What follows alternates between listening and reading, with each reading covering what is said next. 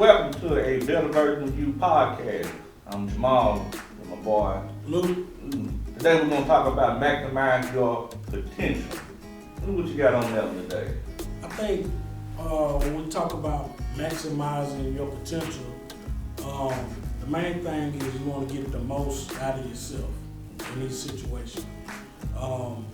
And that's why it's important to kind of focus, get your focus right on certain things. A lot of people juggle more than one thing at a time as far as families, careers, social life. It's a lot of different things that's going on, and sometimes it's hard to maximize your potential in each one of those categories.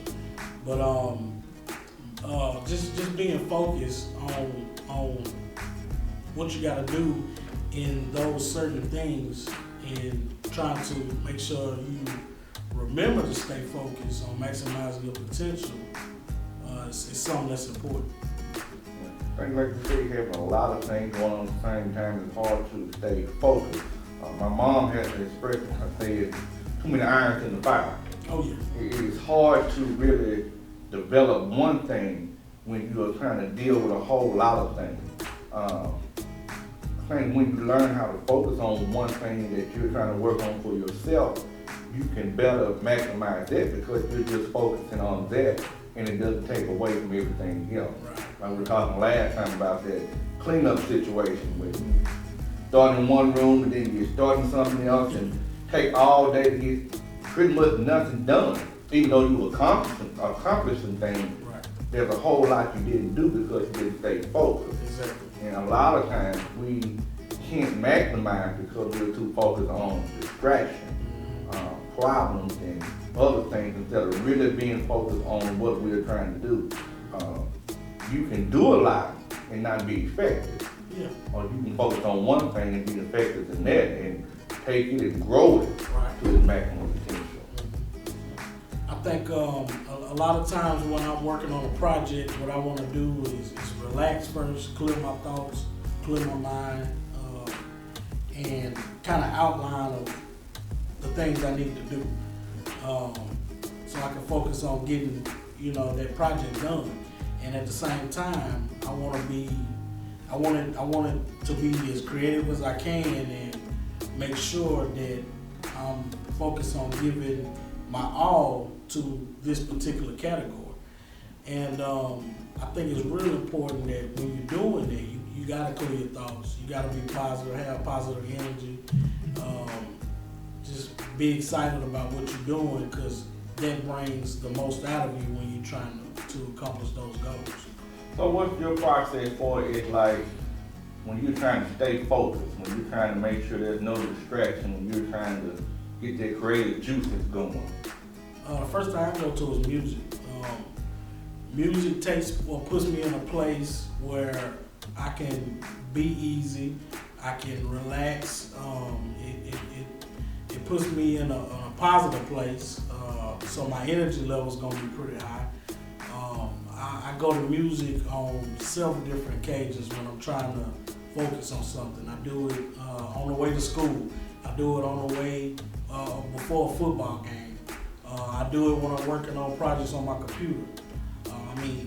Music is my number one go-to when I'm trying to clear my mind and be focused on what I got to do ahead. Perfect. So, in other words, everybody needs to have something, a ritual or something they do to really get to that state of readiness in order to prepare your own self for what you're trying to do. It's hard to maximize whatever it is that you're doing when your mind is cluttered. Right. And so having that thing that says, hey, this is my ritual, with playing music, whether it's watching the game or whatever it is, just to get you in a mindset to do what it is that you're trying to do. Oh yeah. So in maximizing my potential, I got to stay focused. I've discovered that a lot of times when you're trying to do something, a lot of distractions come, especially when you tell other people what you're trying to do. And being able to stay focused, I think also maximizing is knowing who you can share stuff with and who you can't. Exactly. And it keeps away that negative energy. Because if I'm trying to do something, I don't need anybody who's going to come with negativity. Somebody's going to come and show me a problem with everything. Exactly. You subject to see Peter come out. Yeah. And that's one thing. I think that's one thing about me also. I like to find a solution to the problem. And I think too many times we're focused on the problem. Right. That we forget about for every problem, there's already a solution. And if we spend too much time focused on the problem, we can never maximize where we're at because we're spending all this energy trying to put out these little fires over here and fires over there, because we forget about what's going on right here. Exactly.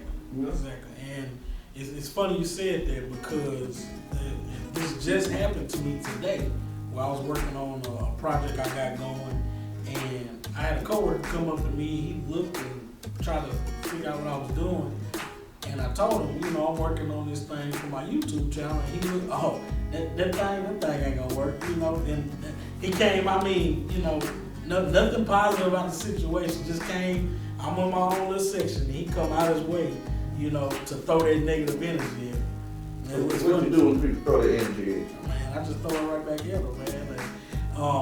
And, a lot of times, they say it takes, you gotta do something 17 times for it to be happy, but you can hear something negative about that thing one time, and that's all it takes. I remember in high school when we had to take the exit exam, on the social studies part, I think I finished probably like 30 minutes or less.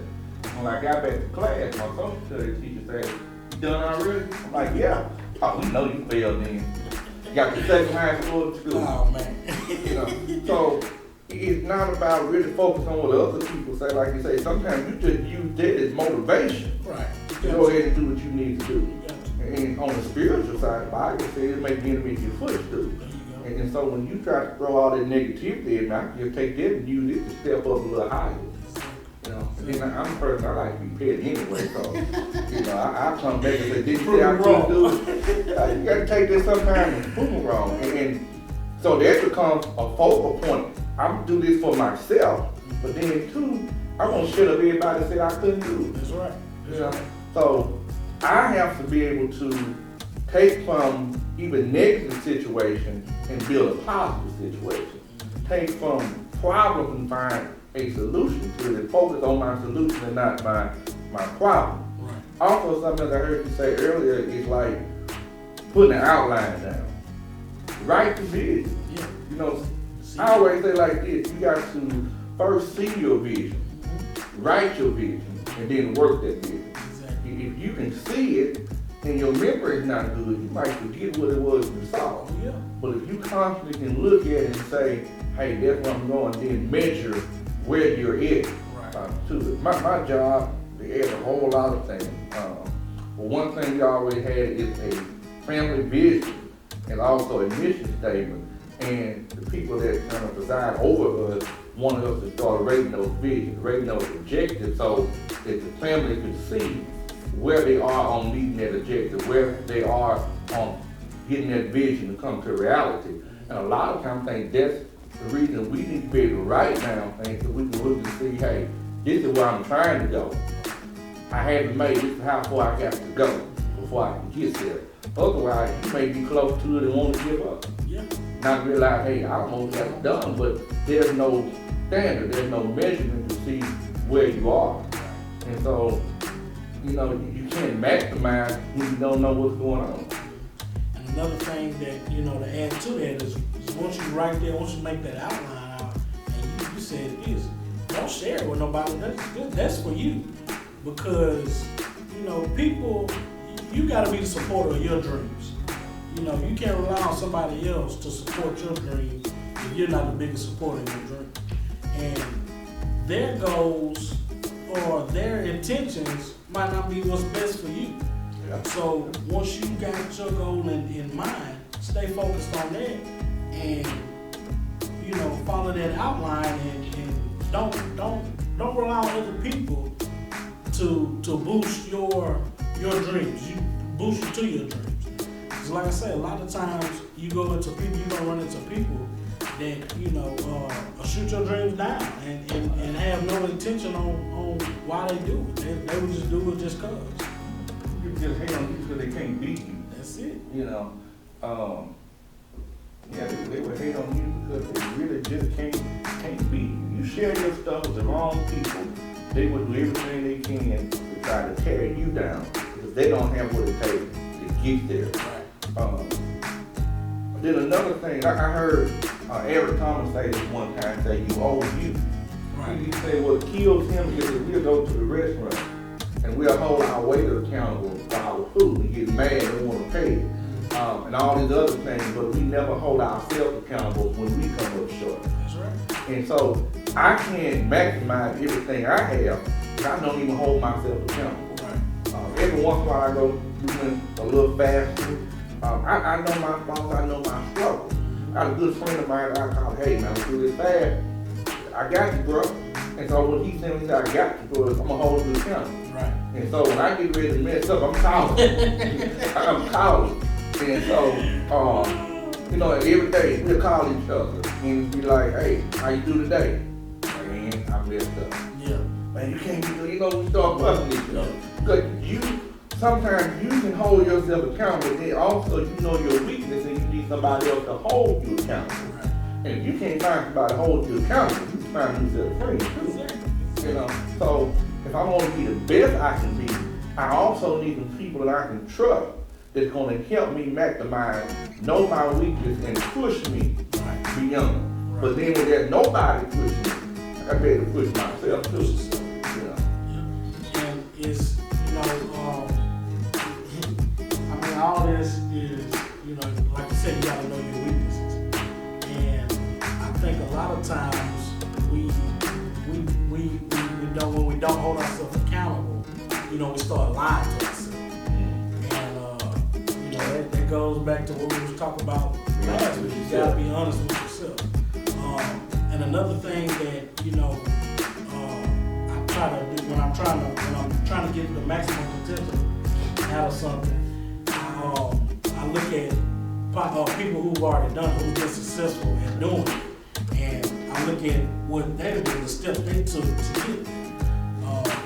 Like you mentioned, Eric Thomas. Eric Thomas is a very successful motivational speaker, and you know, he looked at people that were above him, who did it before him, and now he's ranked #1 in the country. You know, and he's above. He got those people like Les Brown, you know, telling him, "Hey man, you the man, you #1." So, you know, at the same time, you got to look at people who've been successful at doing it, and look at how they do it. Look at the steps. Look at the things they do. Look at their characteristics, what kind of person they are. You know, another thing he mentioned was he went through his Instagram, he unfollowed everything that wasn't helping him to be better. And that's a tough one, like, man, you know, I think about that and I'm like, you know, wow, that's, because we're tied to these phones. We're tied to these phones, so, you know, to say, okay, if this is not making me better than what I'm trying to accomplish, I don't need to see it. I need to So in other words, what you're saying is that sometimes you have to, as we said last time, do a self-assessment and get rid of dead weight. That's right. Get rid of dead weight, whether it be people that's on Instagram that's not helping, activities that are not helping, people in general who are not helping. Know where you are, where you're trying to go, how you're going to get there, what resources are needed, what people you need to connect to, what people you need to disconnect from.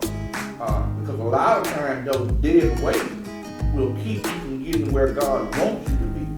And God has a divine destiny for all of us. He has people He wants to put in our lives to help us get there. But a lot of times, God will close the door. And we'll bang on the door to get it over. You know, during my fast, my 21-day fast, my prayer was like, hey, Lord, I need you to close every door that needs to be closed. You lock it. You get rid of the key. Don't leave no crack in the door. If you leave a crack, I lock it. Might go back in the door. And that's the thing, that's human nature. We get an uncomfortable situation we'll go back to what's comfortable. And sometimes you have to get to that point, no matter how uncomfortable you are, not to revert back to those things that you are comfortable with, those people that you are comfortable with, especially when you know that it mean any good and it wasn't trying to help you. When you can't even see yourself going beyond where you are in life. I tell people all the time, when you're dealing with people, relationships, some people are good for where you are. Right. That's good. Don't hold on to them too tight. Right. Grab the ones that are good for where you're going. That's it. Because I'm not trying to stay where I'm at. If I'm trying to stay where I'm at, I'm not gonna hold on to those people. Yeah. But if I'm trying to get here, man, like we talking about Eric Thomas, if I'm trying to get on his level, I need to grab some people who are on that level and gravitate towards them, learn towards them, try to get them to be my mentor. If I don't know them personally, start just following them on Instagram, on Twitter, on Facebook, wherever I can do, read their books and things.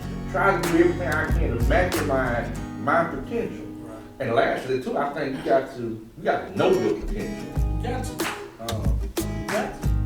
You have to know your potential.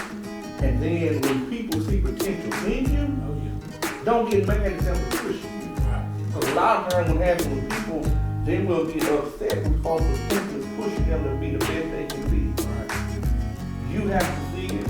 You have to want it.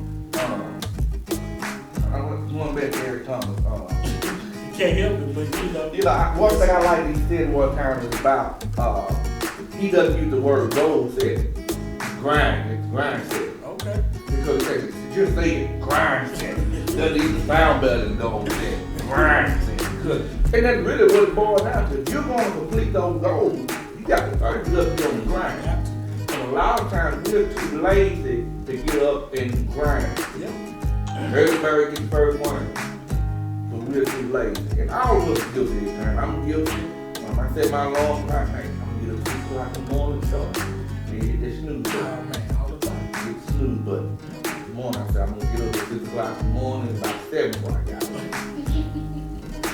up.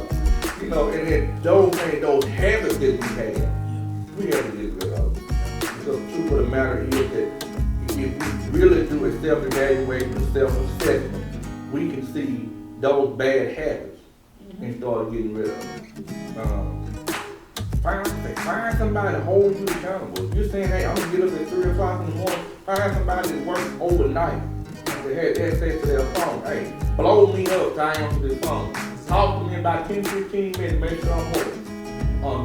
Finding avenues that help you get to the place that you need to be when you can't do it yourself. Then after you get adjusted to it, you don't need to have all this extra help. Yeah. You can be the one to say, hey, Lou, I'm gonna call you at 3 o'clock in the morning, be ready. You know, find those things to do. Find the people to help you. And then, you know, just like you said, find the people, and you got to build those habits. You know, for a lot of us, like you said, we find that comfort zone. But what we have to do when we're trying to better ourselves, when we're trying to maximize our potential, we got to be comfortable being uncomfortable. You got to be comfortable with, you know, doing something that you're not usually doing. And once you build a habit, once you're able to start those new habits to maximize your potential, you know, things you're gonna start seeing the change. And you know, I just keep talking about Eric Thomas, man. You know, he always say everybody wants. Man, I'm telling you, you know, everybody want to be a lion till it's time to do what lions do. You know what I'm saying? That's one of my favorite things. You know, down hunting that gazelle, chasing the gazelle. I want that gazelle. Hey, you know, you gotta get up and go get it. You know, that lion know, hey, for me to eat, I gotta go get that gazelle. I gotta go get it. A lot of people, we like to eat. Yeah. I don't know too many people that don't like to eat. We just don't like to cook the food. We don't like to cook it. We don't like to prepare it. We are accustomed to do what I'm going to do today. When you leave here, I'm going to buy me something to eat. Yeah. You can have $5 to your name and can go home and cook, but you ain't gonna spend that $5 to get something to eat because it's already prepared. It's convenient. Right. And we like convenience sake. Oh, man. And so when something is convenient, we'll run to it, we'll gravitate to it because it is convenient for us. But like I say, you got to get up and realize, hey, if I don't get out here and get it, I can't eat.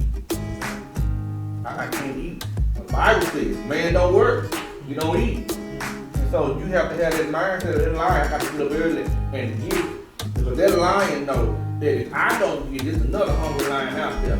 And then there's a whole pride of lioness that's going to get out there and get it. A man will never be outdone by a woman anyway. A real man get out there and get it. But maximize your potential. Know your potential. Allow people to hold you accountable. Hold yourself accountable. Set goals for yourself. One thing I like is SMART goals. SMART goals is something that you can really put down. You can write it down, you can measure it, you're detailed with it, you know that you can reach it, it is relevant. I think a lot of times people fall short too because we're involved with things that aren't relevant to us. Right. Organizations fail because they're doing things that aren't relevant. I had a conversation a couple of years ago, particular organization, I'm calling it names because some of my followers may be involved with it or have been involved with it. But I made the comment that people are not coming because they can't relate to it. They don't know what's going on and you all are out of touch with people. And granted, it was a parachurch organization. And so the person I was talking to kind of on the messy side. And so he went back and told the person that's well known and holds high position in the organization. And so I get phone calls because they want to have a big meeting. Oh, man. And so the person goes on a spiel about whatever. I sit and I listen. And so when it came my time to talk, you know, I'm a man, I can repeat whatever I said. And so I said again, older people are there to teach. You have to know it's when your season to get out the way, but you got to teach people who are coming after you. You have to come be able to relate to those people. The Bible even said older people are for counsel, young people are for war. And so when you get to the point you can't do it, you have to be honest with yourself and realize I can't do it, but let me pull you aside and mentor you. And not only that, I said also, if you're out of touch with the needs of the people, how can you relate to them and expect them to be a part of your organization? Exactly. So I can do all day, I can decide, hey, I want to do this, I want to do that, but is it relevant for everybody else? Right. Another organization, I told them the same thing. I said, you all are complaining about people don't show up, but everybody that's involved in whole position are probably 70 years old and above, and you're asking all these young people to come. Right. It's not really going to happen because you can't relate to things you want to do, they can't relate to. Right. Church I pastored one time, so we're not picking cotton anymore. Right. Y'all still singing the Cottonfield song, and then talking about people won't participate. They can't relate, and the truth of the matter is, some of y'all can't relate. Because it's before your time, so you're singing songs that you can't relate to, how do you expect somebody else to? And so, I told the one particular person, I said, well, tell you how you get people involved. Let the kids do something. Let the kids come sing. Let the kids come pray. And whether you agree with it or not, let the kids do it. Right. Kids don't have transportation. They can't drive themselves, so the parents have to bring them. And the parents gonna support their baby. They're going to support, not only with the parents support, you're talking about the pastors don't come. The pastors are going to support the kids. Exactly. And so now you filled up the church based on saying, I'm going to use our future. Right. And let them do things they can relate to because you was once young. And the same thing you're talking about is the same thing that they did or do that you used to do. Right. You know, maximize what you have. And too many times we're so stubborn, we can't see how to use what we have. Going back to the Bible, Moses comes to the Red Sea. God telling you what's in your hand. All he had was a staff, but he raised the staff and split the sea. So sometimes take what you have, no matter how simple it may be, and use it to the best of your ability. Daily.